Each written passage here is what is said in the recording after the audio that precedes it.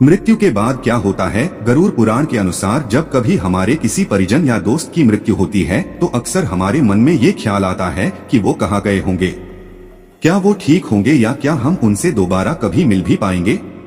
तो मित्रों, हमारे हिंदू धर्म में जब किसी की मृत्यु होती है तो उसके शव को जला दिया जाता है, अर्थात उसका अंतिम संस्कार कर दिया जाता है।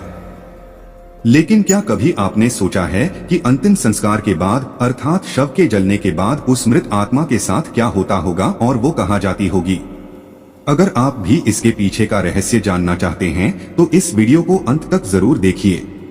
लेकिन उससे पहले अगर आप भी चाहते भगवान का आशीर्वाद आप बना रहे तो वीडियो को लाइक करें और चैनल को सब्सक्राइब करें। मित्रों, जीवन और मरण की सारी बातें गरुड़ पुराण में विस्तार से बताई गई है और गरुड़ पुराण के अनुसार जब भी किसी की मृत्यु होती है तो यमलोक से 2 यमदूत पृथ्वी लोक आते हैं और सिर्फ 24 घंटों के लिए आत्मा को पृथ्वी लोक से यमलोक लेके जाते हैं और उन्हीं 24 घंटों के दौरान मृतक के परिजन जानने वाले और उसके परिवार वाले शव का अंतिम संस्कार और अन्य क्रियाकर्म करते हैं।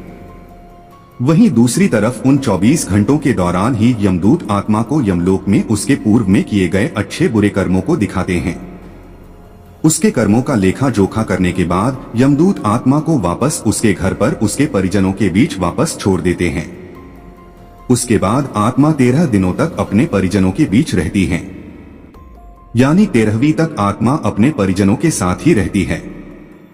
अपने परिवार को रोते हुए देख उसे भी रोना आने लगता है, लेकिन आत्मा को कोई देख नहीं सकता और नहीं कोई सुन सकता है। बेचारा आत्मा करे तो क्या करे। मित्रों, 13वीं खत्म होते ही यमदूत वापस उस आत्मा को लेने आ जाते हैं और आत्मा को वापस से यमलोक ले जाते हैं।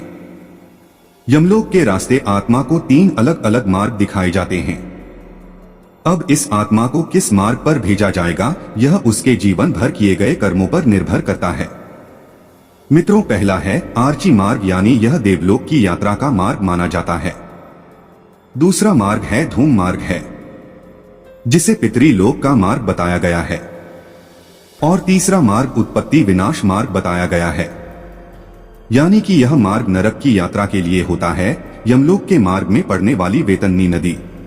ऐसा माना जाता है कि पुण्य आत्मा तो इसे बड़ी आसानी से पार कर लेती है, लेकिन पापी आत्मा बड़े ही कष्ट भोगती है। गरुड़ पुराण में बताया गया है कि पक्षीराज गरुड़ भगवान श्री हरि से पूछते हैं, हे प्रभु, मृत्यु लोक में यमलोक के बीच में जो वितरण नदी स्थित है उसका आत्मा से क्या संबंध है और जीवात्मा को इस नदी से किस प्रकार की सजा भुगतनी पड़ती है?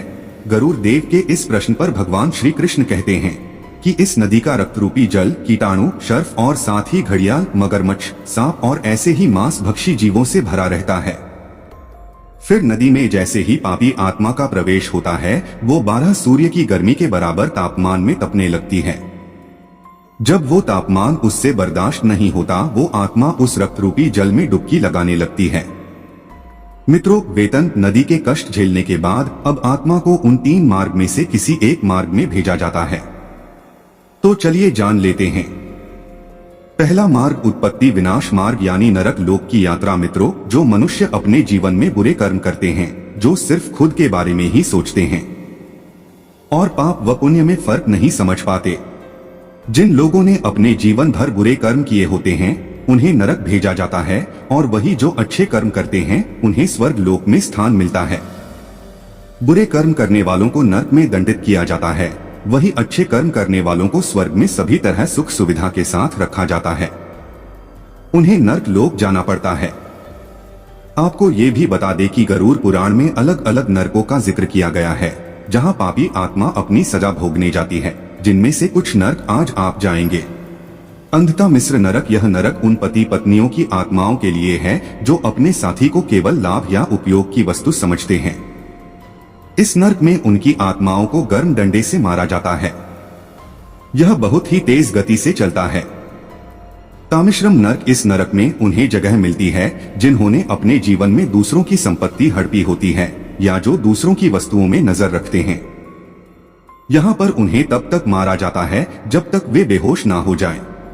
दोबारा होश आने पर फिर दोबारा उन्हें ऐसे ही मारा जाता है। यह सिलसिला तब तक चलता है जब तक कि सजा का समय समाप्त ना हो जाए। कुंभिपाकम नरक में वे मनुष्य जाते हैं जिन्होंने अपने जीवन में मांस भक्षण किया हो। और जो लोग अपने शौक के लिए जानवरों की हत्या करते हैं, यहाँ उनके इस कर्म की सजा में उन्हें खोलते हुए तेल में उबाला जाता है। दूसरा मार्ग होता है धूम मार्ग, जिसे पितृलोक का मार्ग भी कहते हैं। मित्रों, पितृलोक एक तरह से वेटिंग रूम के जैसे होता है।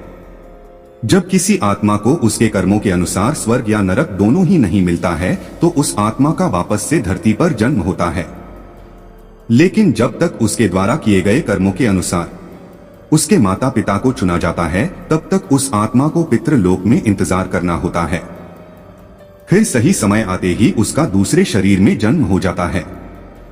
दोस्तों, साल भर हमारे पितृलोक में ही निवास करते हैं, लेकिन साल में केवल 15 दिनों के लिए भगवान पितृलोक के द्वार खोल लेते हैं, ताकि हमारे पितृलोक से धरती लोक अपने परिजनों से मिलने व भोजन ग्रहण करने आ सके।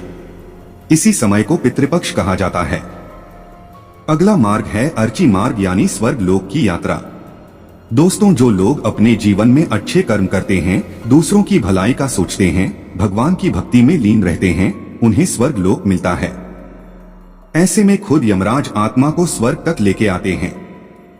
वहां उस आत्मा का स्वागत अफसरों के द्वारा किया जाता है और उन्हें अपनी इच्छा का सब चीजें मिलता है। इसलिए कहते हैं, जीवन में हमेशा अच्छा काम करना चाहिए। मित्रों, अगर आपको हमारी वीडियो अच्छी लगी तो कमेंट बॉक्स में सच्ची श्रद्धा से जय महाकाल अवश्य लिखें और वीडियो को लाइक करें और चैनल को सब्सक्राइब करें। शिव जी आप पर सदैव अपनी कृपा बनाए रखें।